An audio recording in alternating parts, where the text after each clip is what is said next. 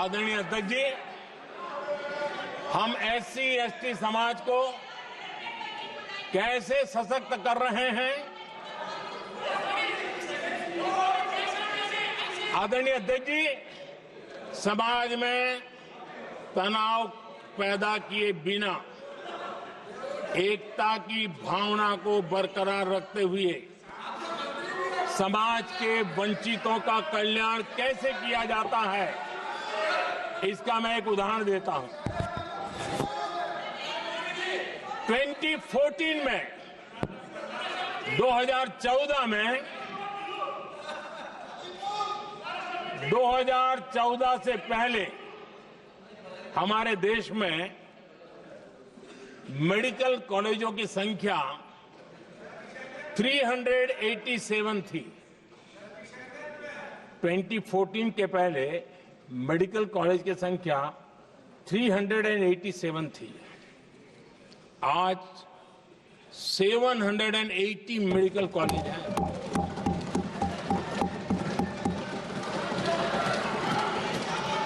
अब medical college बड़े हैं तो सीटें भी बड़ी हैं। ये बहुत महत्वपूर्ण एंगल है आदरणीय अध्यक्ष जी, और इसलिए कॉलेजें बड़ी हैं, सीटें भी बड़ी हैं।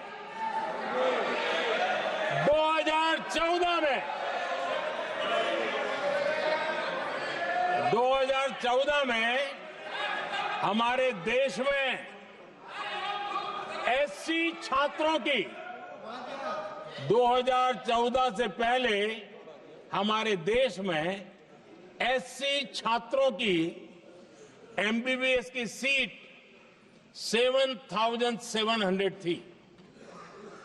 हमारे आने से पहले दलित समाज के हमारे 7,700 युवा डॉक्टर बनने की संभावना थी। 10 साल हमने काम किया, आज संख्या बढ़कर एससी समाज के 17,000 एमबीबीएस डॉक्टर की व्यवस्था की है। कहां 7,700 और कहां 17,000। अगर दलित समाज का कोई कल्याण और समाज में तनाव लाए बिना एक दूसरे के सम्मान को बढ़ाते हुए, आदरणीय अध्यक्ष जी, 2014 के पहले एसटी छात्रों के लिए एमबीबीएस की सीटें 3,800 थी। आज ये संख्या बढ़कर लगभग 9,000 हो गई है।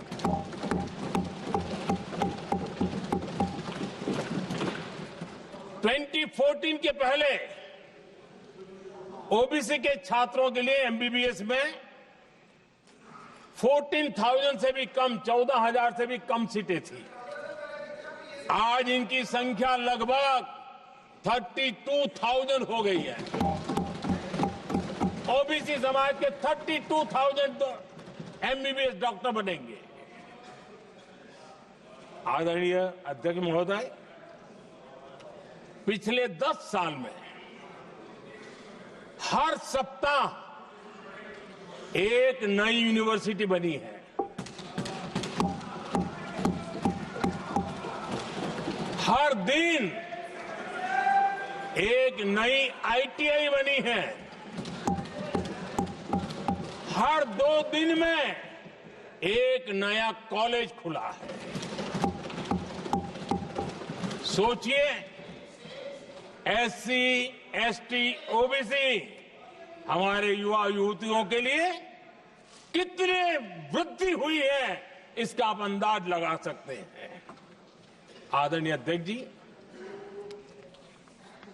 हम हर योजना के पीछे लगे हैं 100% सिचुएशन, 100% उसको लागू करें। उसके जो भी लाभार्थी है वो उसमें छूट न जाए, उस दिशा में हम काम कर रहे हैं। पहले, ताकि हम चाहते हैं कि जिसका हक है उसको मिलना चाहिए। अगर योजना है, उसका हक है, तो उस तक पहुंचना चाहिए। 1 रुपया और 15 पैसा वाला खेल नहीं चल सकता। लेकिन कुछ लोगों ने क्या किया, मॉडल ही ऐसा बनाया कि कुछ ही लोगों को दो, औरों को तड़पाओ और तुष्टीकरण की राजनीति करो। देश विकसित भारत बनाने के लिए तुष्टीकरण से मुक्ति पानी होगी। हमने रास्ता चुना है संतुष्टीकरण, तुष्टीकरण नहीं, संतुष्टीकरण। और उस रास्ते पर हम चले हैं। हर समाज, हर वर्ग के लोगों को बिना भेदभाव के जो उसके हक का है वो उसको मिलना चाहिए। ये है संतुष्टीकरण। और मेरे हिसाब से जब मैं 100% सैचुरेशन की बात करता हूं तो उसका मतलब होता है एक असल में सामाजिक न्याय है, ये असल में सेकुलरिज्म है और असल में ये संविधान का सम्मान है। आदरणीय अध्यक्ष जी,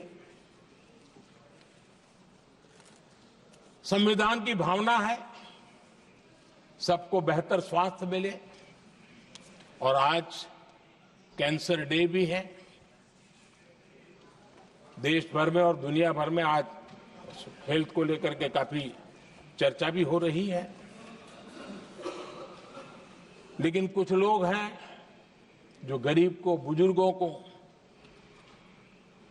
आरोग्य की सेवाएं देने मिले उसमें अड़ंगे डाल रहे हैं, और वो भी अपने राजनीतिक स्वार्थ के कारण। आज आयुष्मान से देश के 30,000 अस्पताल जुड़े हैं और अच्छे स्पेशलाइज्ड प्राइवेट अस्पताल जुड़े हैं जहां आयुष्मान कार्ड वाले को मुफ्त इलाज मिलता है।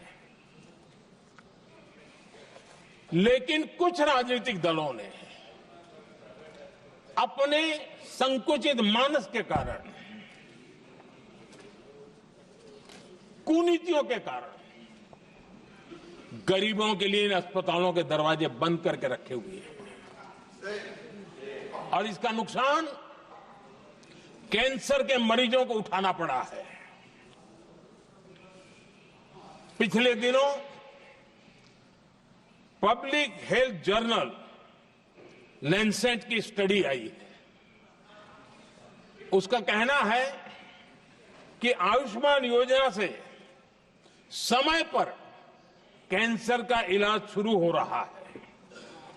सरकार कैंसर की जांच कराने के संबंध में बहुत ही गंभीर है, क्योंकि जितना जल्दी जांच हो, जितना जल्दी ट्रीटमेंट शुरू हो, हम कैंसर पेशेंट को बचा सकते हैं। और लैंसेट ने आयुष्मान योजना को क्रेडिट देते हुए कहा है कि भारत में इस दिशा में बहुत बड़ा काम हुआ है। आदरणीय अध्यक्ष जी, इस बजट में भी हमने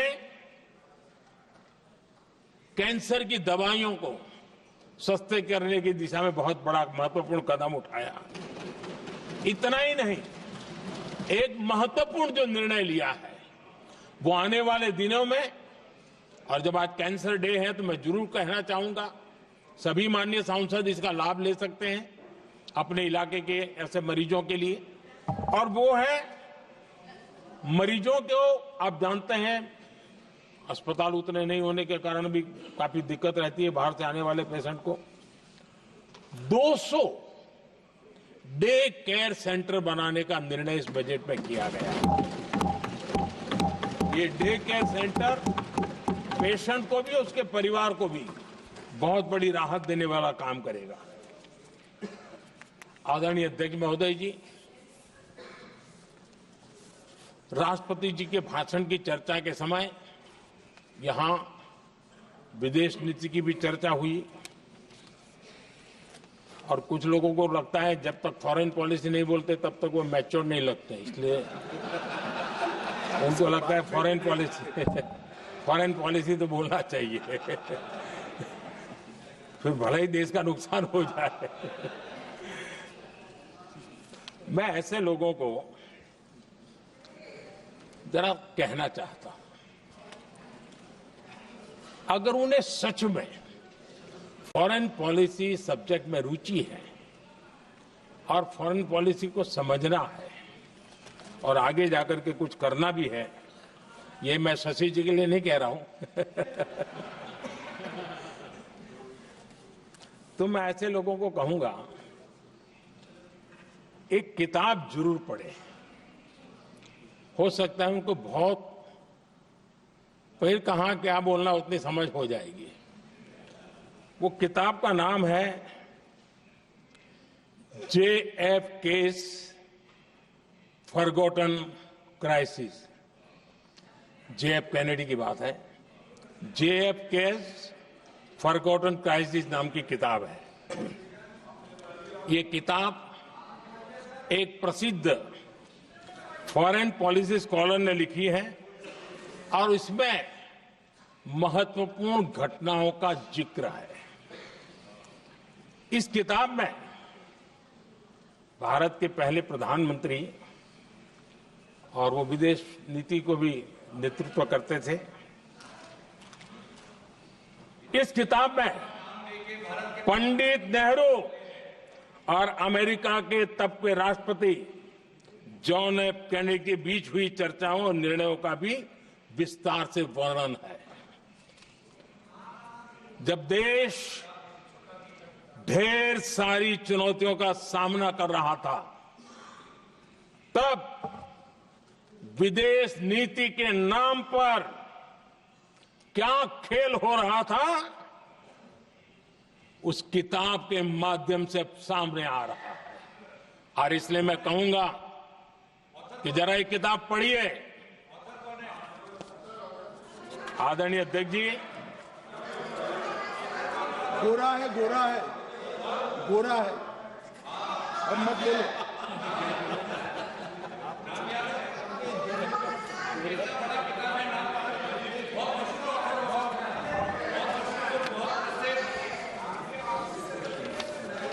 आदरणीय अध्यक्ष जी, राष्ट्रपति जी के अभिभाषण के बाद एक महिला राष्ट्रपति जी एक गरीब परिवार की बेटी, उनका सम्मान न कर सके, आपकी मर्जी, लेकिन क्या क्या कहकर उनको अपमानित किया जा रहा है।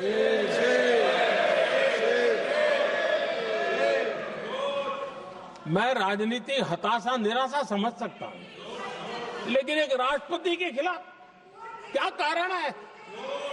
क्या कारण है?